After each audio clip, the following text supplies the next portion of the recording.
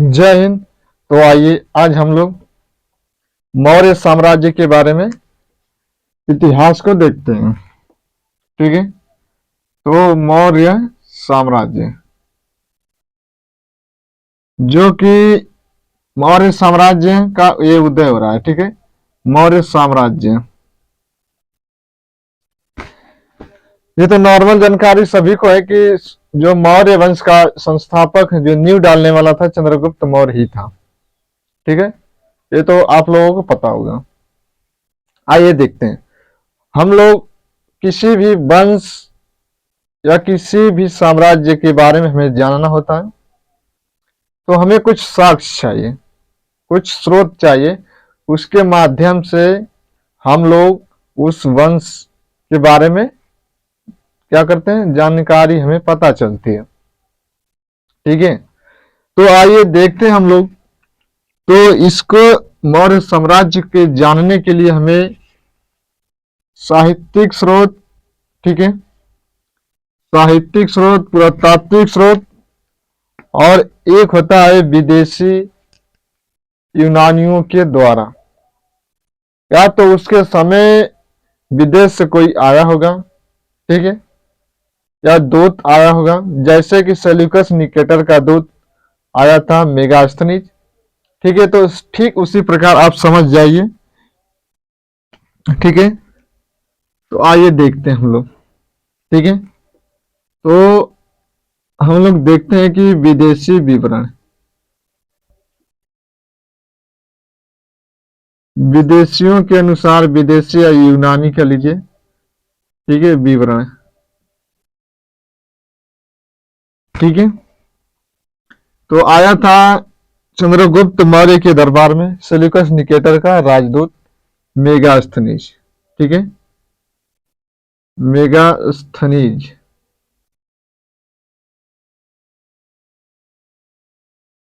ठीक है, मेगास्थनीज आया था। विलियम्स जोन्स, विलियम जोन्स, ठीक है, प्लूटार्क, एपिनायंस, ये लोग क्या है, तो ये लोग विदेशी हैं। ठीक है, ये लोग जानकारी देते हैं। लेकिन इसमें एक देख, ये जो विलियम जोन्स है ना, इन्होंने ये चंद्रगुप्त मौर्य को जो कि कहा कि यह जो इसका नाम क्या है, सैंड्रोकोटस है। यह एग्जाम में आया हुआ प्रश्न है कि चंद्रगुप्त मौर्य के लिए जो सैंड्रोकोटस शब्द का प्रयोग कौन कर रहा है सर्वप्रथम, तो विलियम जोन्स ने सर्वप्रथम सैंड्रोकोटस शब्द प्रयोग किया। सैंड्रोकोटस नाम बताया किसका, तो चंद्रगुप्त मौर्य का। ठीक है, ये हो गया। अब आइए देखें हम लोग पुरातात्विक स्रोत में, पुरातात्विक स्रोत, ठीक है, पुरातात्विक स्रोत जानकारी या साक्ष्य कर लीजिए। ठीक है, तो इसमें भी हम देखेंगे उत्खनन होगा, कुछ सिक्के होंगे, भवन होंगे। ठीक है, सिक्के, भवन, गुफा। ठीक है, तो इससे हम लोग क्या करते हैं, जानकारी हमें प्राप्त होती है, अभिलेखों से भी होती है। ठीक है, तो आइए देखिए हम लोग अभिलेख देखते हैं। ठीक है, सोहगौर अभिलेख, सोहगौर अभिलेख। ठीक है, लेख लिखवाए जाते थे। ठीक है, आइए देखिए ये कहां पर है। हाँ, ये एग्जाम में बनता है कि यह सोहगौर अभिलेख जो है यह कहां पर है, यह किस स्टेट में है। ठीक है, तो यह देखिए यूपी स्टेट है और गोरखपुर है। ठीक है, गोरखपुर, योगी जी जहां से सांसद है। ठीक है, जो उत्तर प्रदेश के वर्तमान में वह क्या है, मुख्यमंत्री है। ठीक है, ये गोरखपुर में ही जो है कि सोहगौर अभिलेख प्राप्त हुआ है, मौर्य साम्राज्य के बारे में जानकारी मिलती है। ठीक है, आइए दूसरा देखिए। एक है जूनागढ़ अभिलेख, जूनागढ़ अभिलेख, ठीक है।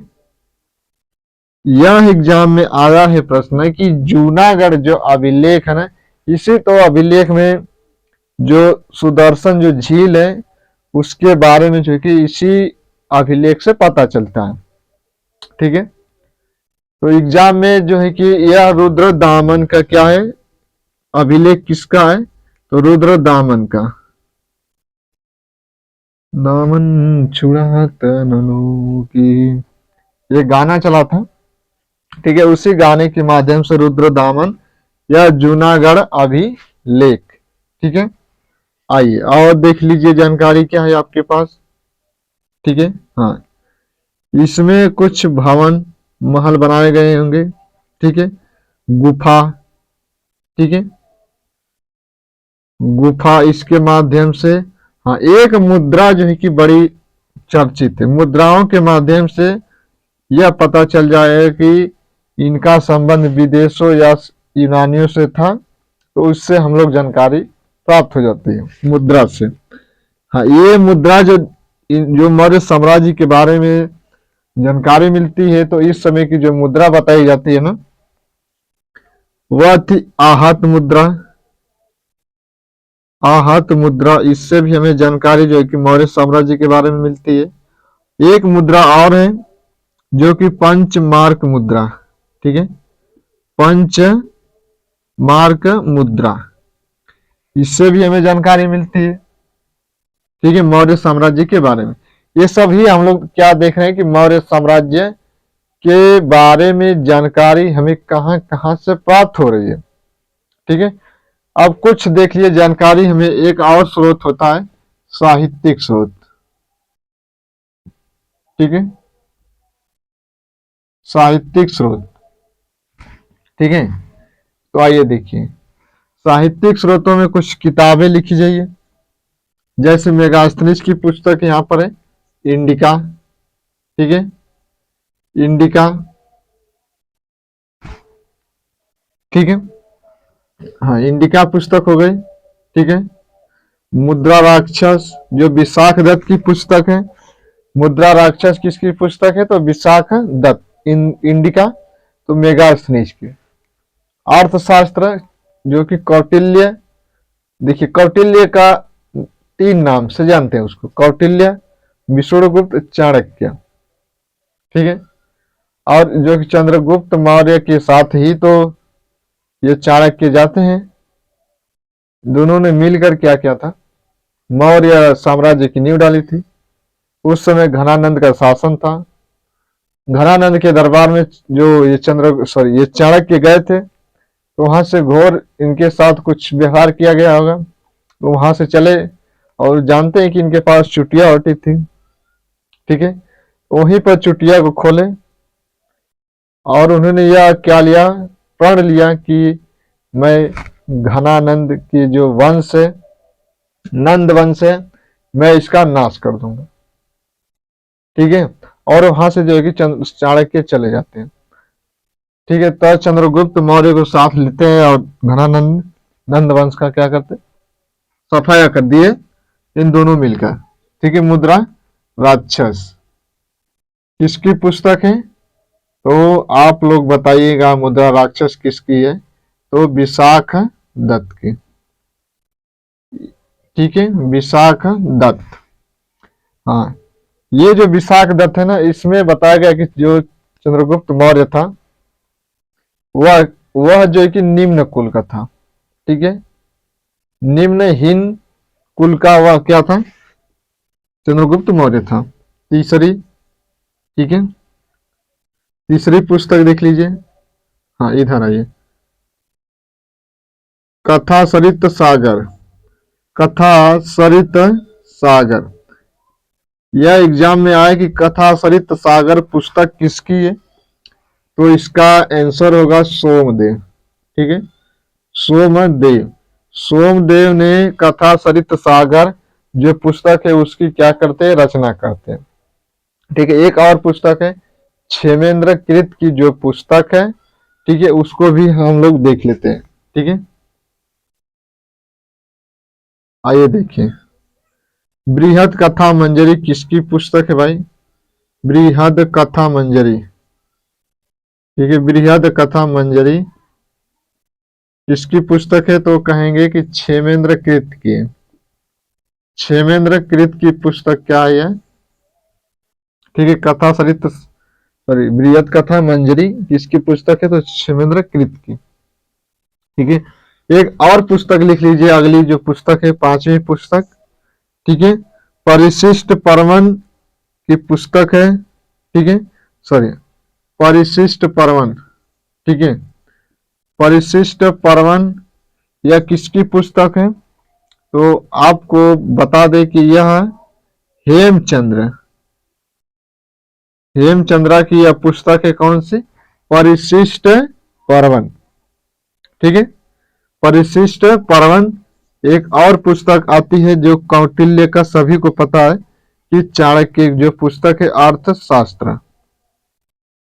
अर्थशास्त्र में इसका विषय सामाजिक और राजनीतिक, ठीक है, राजनीति, सामाजिक और धार्मिक के बारे में यह पुस्तक अर्थशास्त्र है, लेकिन ज्यादा जानकारी यह प्रशासनिक के बारे में मिलती है। अर्थशास्त्र से लग रहा है कि इसका विषय क्या होगा? इकोनॉमिक्स होगा, लेकिन नहीं, इसका जो संबंध है वह ज्यादातर के प्रशासनिक से संबंधित जानकारी मिलती है। ठीक है, हाँ, और देख लीजिए ये जैन धर्म, ठीक है, इधर लिख लीजिए साथ, जैन धर्म और बौद्ध धर्म की जो ग्रंथ, जैन ग्रंथ और बौद्ध ग्रंथ, उससे भी हमें जो है कि मौर्य साम्राज्य के बारे में जो है कि जानकारी मिलती है। जैन ग्रंथ और बौद्ध ग्रंथ, इससे भी क्या जानकारी हमें प्राप्त होती है? ये देखिए, जो जैन ग्रंथ है ना, इससे हमें यह पता चला कि चंद्रगुप्त मौर्य जो है कि वह जैन धर्म में विश्वास रखता था, जैन धर्म का वह उपासक था चंद्रगुप्त मौर्य। तभी न जो है कि चंद्रगुप्त मौर्य जो भद्रबाहु थे दिगंबर संप्रदाय के, उन्हीं से जो है कि शिक्षा लेते हैं, दीक्षा लिए। कहाँ चले गए? कर्नाटक, दक्षिण कर्नाटक चले गए। वहीं पर जो है कि श्रावण बेलगोला कर्नाटक, ठीक है, और वहीं पर जो है कि अपने जीवन को क्या करते हैं? समाप्त कर देते हैं संलेखना विधि द्वारा। ठीक है, तो यह एग्जाम में बनता है कि चंद्रगुप्त मौर्य ने अंतिम अवस्था कहाँ पे गुजारी? ठीक है, तो कर्नाटक के श्रावण बेलगोला में। यह भी एग्जाम में आया है कि वह किससे उन्होंने दीक्षा ली जैन धर्म की? तो भद्रबाहु, भद्रबाहु की संप्रदाय के थे भाई, तो दिगंबर संप्रदाय के वह रहे। ठीक है, तो यह देखिए हमने क्या जानकारी कर लिया? मौर्य साम्राज्य का स्रोत। ठीक है, इन सभी से हमें क्या पता चला कि ये सभी हम जब पढ़ेंगे ना, ये सब अब पढ़ेंगे तो पता चलेगा कि मौर्य साम्राज्य था कि नहीं था। ठीक है, तो आज के लिए इतना है। अगले हम जब मिलेंगे अगले नेक्स्ट वीडियो में